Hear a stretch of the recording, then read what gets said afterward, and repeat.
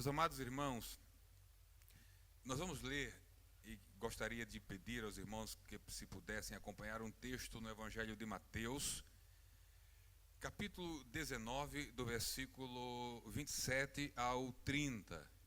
E também aproveito para que os irmãos continuem orando por mim, para que de uma forma muito objetiva, considerando a reunião da Santa Ceia com a limitação de tempo que lhe é pertinente, e compreendemos muito bem, para que o Senhor nos dirija naquilo que compreendemos que Ele tem colocado em nosso coração para transmitir à igreja nessa noite.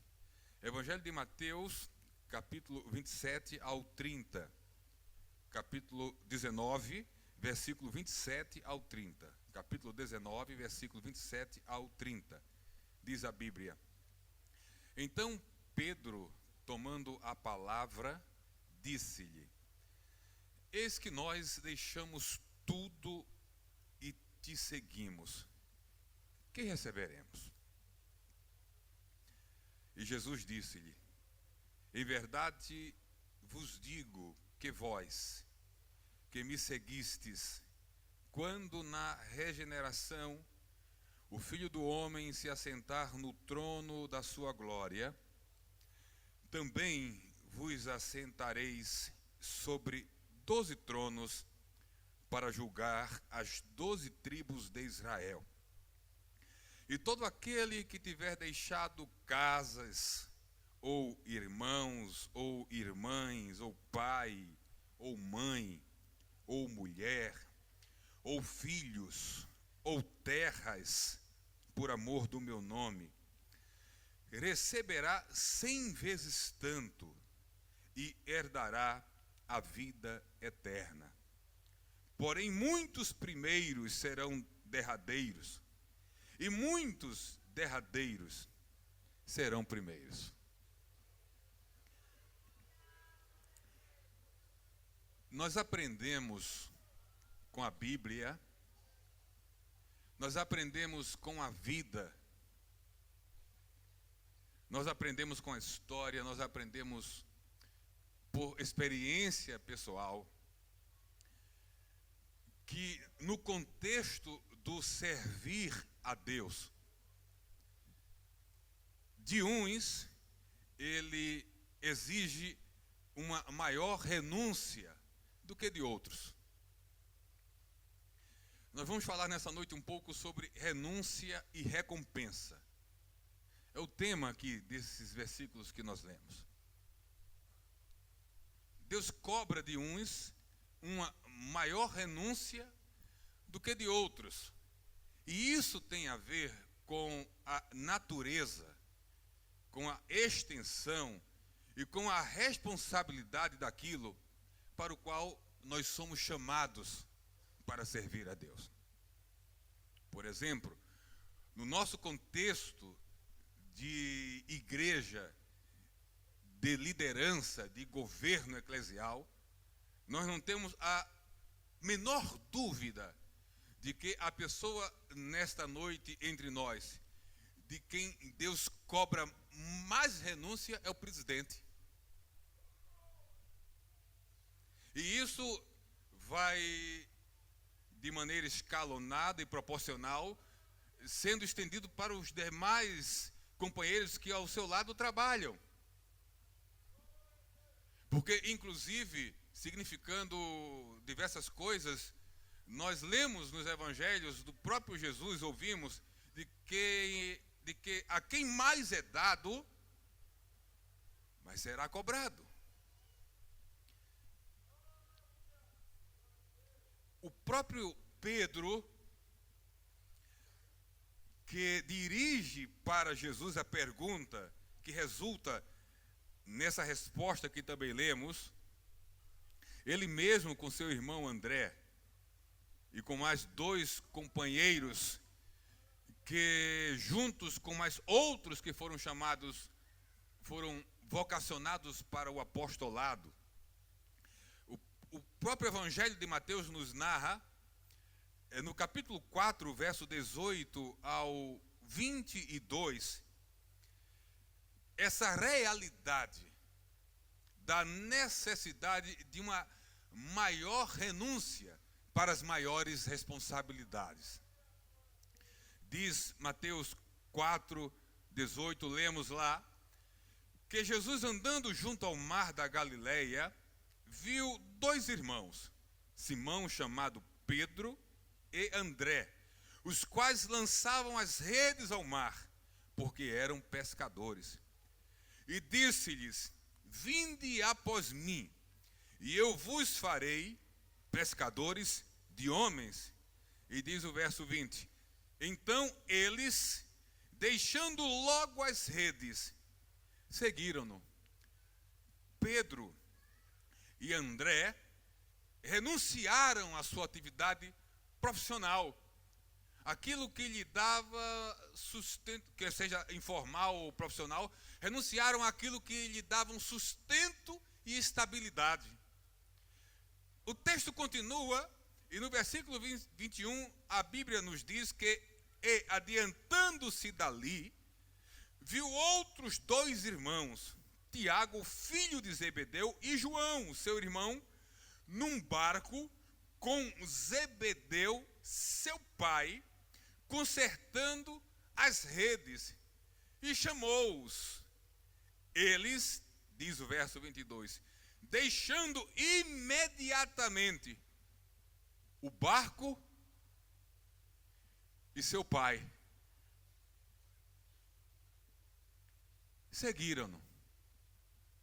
Não apenas a renúncia de coisas, a renúncia de condições, a renúncia de posições, a renúncia de terra, mas o chamado de Deus por vezes implica na renúncia da presença, da proximidade, do aconchego de familiares, de parentes, de amigos, de irmãos chegados e amados. A medida da responsabilidade é a medida da renúncia. No capítulo 19 do Evangelho de Mateus, no contexto imediato aos versículos que lemos, vocês vão encontrar a história narrada do encontro de Jesus com um jovem rico. E aquele encontro do jovem rico com Jesus e de Jesus com o jovem rico termina com o jovem rico indo embora muito triste por não atender à exigência de Jesus relacionada à questão de salvação, de vida eterna, que ele chega e se aproxima de Jesus exatamente interessado nisso. Porque Jesus, depois de um diálogo breve com ele, diz: então você vai, vende tudo que você possui, todos os teus bens, distribui aos pobres, porque fazendo assim você terá um tesouro no céu. Você renuncia os tesouros da terra e eu te garanto que você terá um tesouro no céu. Renuncia os bens temporais, que eu te garanto os bens, a riqueza eterna. A Bíblia diz que aquele jovem, ouvindo isso, e depois Jesus disse: então você faz isso, depois vem e me segue. O jovem foi embora triste, porque não amava a Jesus o suficiente para largar a sua riqueza. Em seguida, Jesus vai falar alguma coisa exatamente sobre a dificuldade, não a impossibilidade, mas a dificuldade de um rico entrar no reino dos céus. Não a impossibilidade, mas a dificuldade. E Pedro está ouvindo tudo isso com os discípulos. E essa história de tesouro no céu, de recompensa por renunciar a algo, parece que despertou o interesse de Pedro pela questão. E é aí que ele rompe, como sempre fez, tomando a frente e a palavra e se colocando como representante dos demais. Ele rompe ou irrompe com essa pergunta. Ele toma a palavra, que significa que ele interrompe o ensino de Jesus e disse: por falar nisso, parafraseando, nós aqui, ele não disse eu, ele toma a palavra pelo grupo. E por falar nisso, está aí um tema interessante.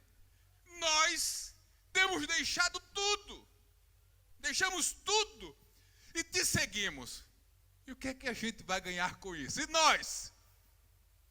Qual é a recompensa pela renúncia de tudo?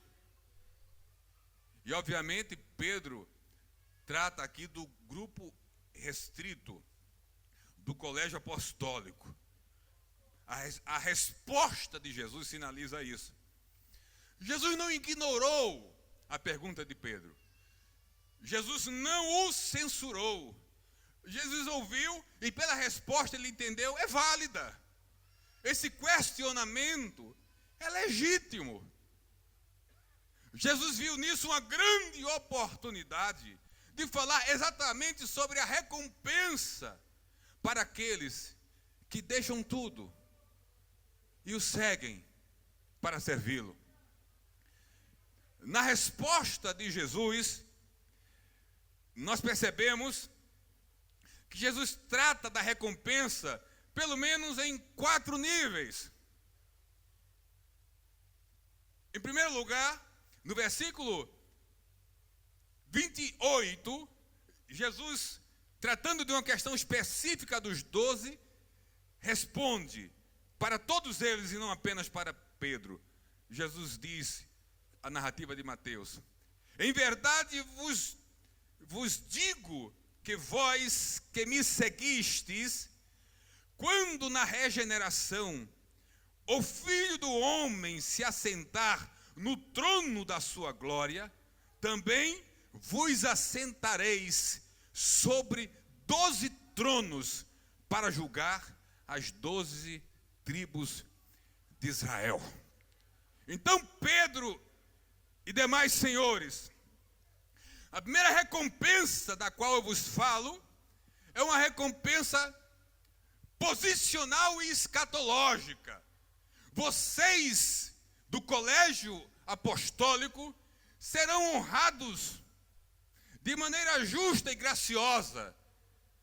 Vocês julgarão, vocês se assentarão em 12 tronos. Há uma honra especial de Deus, ou diferenciada de Deus, para vocês que deixaram tudo e decidiram me seguir.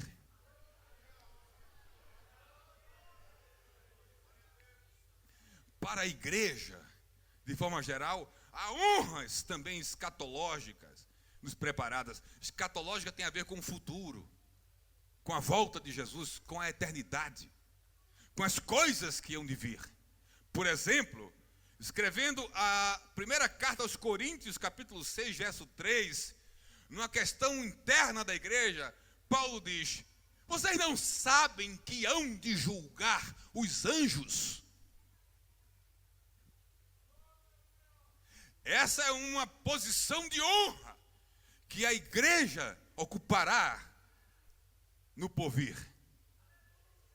Então a recompensa posicional e futura para todos nós que decidimos deixar tudo ou renunciar àquilo que Deus deseja que cada um renuncie ou exige que cada um renuncie para segui-lo. O segundo tipo de recompensa que nós encontramos na resposta de Jesus é a recompensa presente, material, temporal. Porque no versículo 29, Jesus diz: e todo aquele que tiver deixado casas ou coisas ou irmãos, ou irmãs, ou pai, ou mãe, ou mulher, ou filho, ou terras, por amor do meu nome. Perceba que ele não diz por obrigação, por medo, por ameaça. Ele diz aqueles que renunciam a essas coisas por amor do meu nome.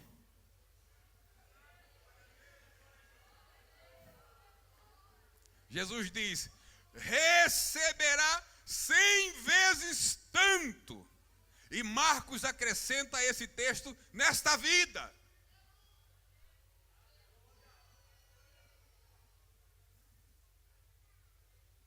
Existem algumas interpretações para essa afirmação de Jesus, e obviamente uma que recusamos de forma absoluta é a interpretação da teologia da prosperidade, que diz que essa promessa de Jesus significa dizer que todo crente tem que ficar rico. E o crente que não alcançar a riqueza é porque faltou fé ou está em pecado. Não.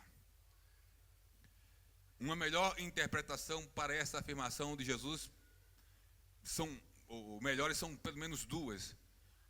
Uma, de que essa multiplicidade de casas, de irmãos, de parentes, de familiares, de alguma forma, não literalmente ou plenamente, se aplica à nossa realidade de sermos igreja e de termos uma vida de comunhão e de comungarmos fé e de comungarmos bens uns com os outros. A grande família de Deus. E um outro sentido, também muito pertinente, é que Jesus, de alguma forma, quis dizer simplesmente de que haveriam também bênçãos materiais, bênçãos nessa vida, para aqueles que por amor do seu nome renunciam, na medida em que devem renunciar a algumas coisas para segui-lo. Então Jesus estava dizendo de uma forma muito clara: olha, existem bênçãos futuras e eternas, e bênçãos presentes e temporais, materiais, aqui e agora. E ele fecha essa primeira parte da resposta, se podemos assim dividir em duas partes, dizendo: e por fim, a vida eterna. E eu fico pensando que Deus é muito gracioso. Porque se Jesus responde: olha, Pedro e os demais, a recompensa é a vida eterna, a gente estava no lucro. Estávamos todos no lucro.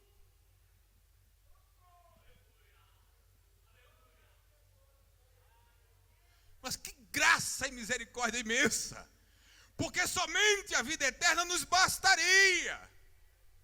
Mas Jesus disse: não só tem apenas vida eterna, tem acima de tudo vida eterna, mas tem posição de honra na eternidade, tem bênção e provisão de Deus no presente.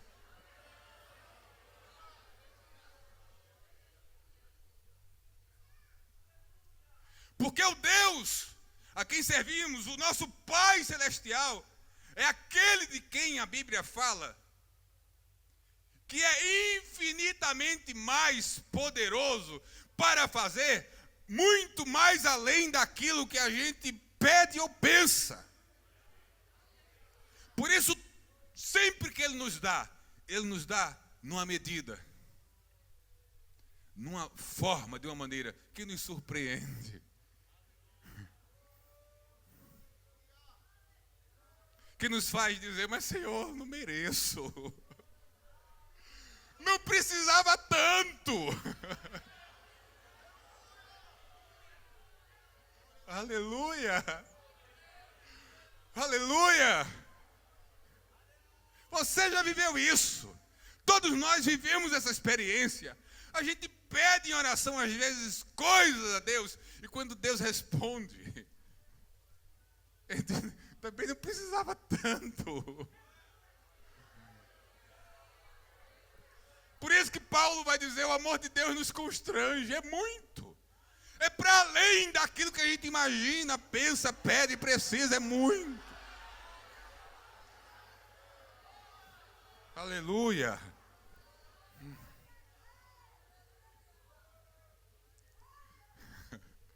Já dava para terminar aqui. E aí Jesus estende a resposta mais um pouco. Para no verso 30 terminar, concluir a sua resposta para Pedro, dizendo: haverá todas essas recompensas. E Jesus termina dizendo: porém, muitos primeiros serão derradeiros, e muitos derradeiros serão primeiros.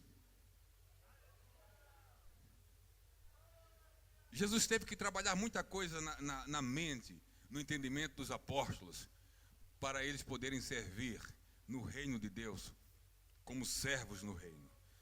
E uma das coisas que Jesus trabalhou e aqui também nos ensinou e nos revela, é que o reino de Jesus tem um padrão, tem um modelo diferenciado e muito do padrão e do modelo do reino dos homens. Porque o reino dos homens é um reino de injustiça. E injustiça era uma realidade, uma palavra muito comum nos dias de Jesus. Injustiça no contexto econômico, injustiça no contexto político, injustiça no contexto social. E quando se parte para o contexto religioso, a religião da qual teria que ser o grande diferencial, religião que deveria ser exemplar e ter uma postura profética, injustiça também no contexto religioso. Uma classe pequena em todos esses contextos privilegiada. Homens ricos e poderosos que recebiam sempre a maior honra, os primeiros lugares, e boa parte deles, por que não dizer no contexto de Jesus a maioria, conquistou essas riquezas e essas posições de modo injusto.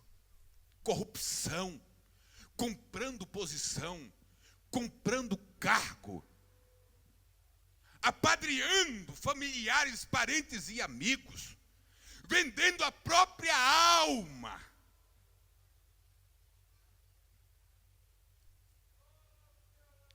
Para conquistar essas coisas, injustiça. Aí Jesus disse: no meu reino não.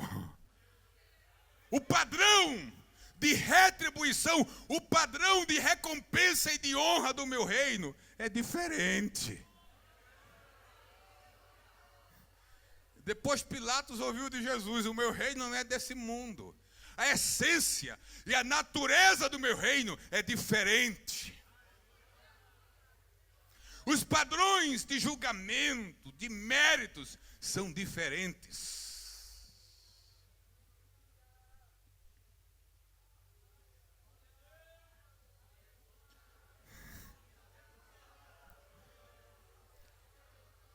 Jesus estava dizendo aqui e agora, talvez vocês não tenham muito a fazer sobre essas questões, mas no meu reino,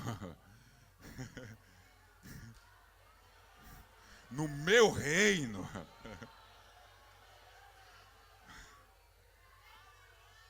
no meu reino essas coisas serão consertadas. E agora concluo aquilo que Deus tem colocado no meu coração para vos comunicar nessa noite. No meu reino, eu vou inverter algumas ordens. No meu reino, eu vou reposicionar alguns. E eu preciso dar um exemplo bem concreto hoje à noite para que vocês entendam plenamente, absolutamente aquilo que Jesus quis dizer. De forma muito respeitosa, mas didática. No meu reino, alguns que sentam nos primeiros lugares, muitos, Jesus não diz todos, Jesus, e nem diz alguns, Jesus diz muitos dos que sentam nos primeiros lugares, no meu reino, vão passar para trás. No meu reino, muitos, não todos, que sentam atrás vão passar para frente. No meu reino, muitos que sentam nos primeiros lugares vão passar para trás. Vão ser os últimos. E no meu reino, muitos que são os últimos vão passar para cá, para frente.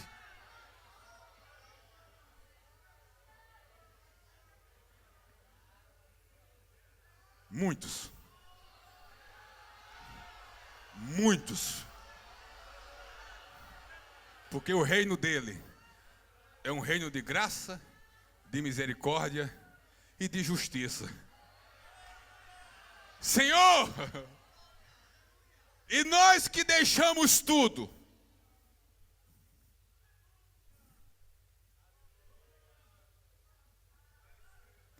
para te seguir,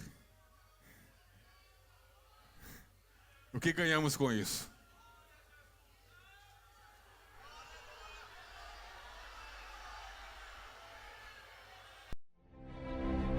A EADALP vem há quase meio século fazendo a obra missionária sem parar, levando o ID do nosso Senhor Jesus Cristo para as nações. Atualmente, a Assembleia de Deus em Abreu Lima tem missionários desenvolvendo trabalhos evangelísticos e sociais permanentes na Alemanha, com os missionários Everaldo Lopes e Herotildes Lopes. No Equador, com os missionários Edinaldo Xavier e Marlene Xavier. Nos Estados Unidos, com os missionários Robson Lucena e Rafaela Lucena. Na Itália, com os missionários João Vitor e Priscila Lopes. No Paraguai, com os casais de missionários Danilson Santana e Adriana Santana. E também os missionários Vivaldo Almeida e Leane Almeida. No Peru, com os missionários Assuero Chagas e Rebeca Chagas. Em Portugal, com os missionários Antônio Vessosa e Noêmia Chagas. No continente africano, a EADALP também tem realizado um maravilhoso trabalho, ganhando almas, discipulando e realizando grandes ações sociais nos seguintes países. No Quênia, com o casal de missionários Oliver Munt e Aldeci Munt, e a missionária Josiane Priston, nas montanhas de Tinderet. E em Moçambique, na porção sudeste do continente africano, com os missionários Milton Rafael e Glauci Trindade. Vidas têm sido impactadas, alcançadas e abençoadas por esta grande obra de missões que todos nós, da EADALP, temos realizado em todos esses países espalhados pelo mundo, através das orações, intercessões, contribuições e do empenho de todos. O nosso Deus vai continuar nos ajudando a mantermos essa chama viva em nossos corações que batem incessantemente por missões. Missões, a batida do coração da igreja.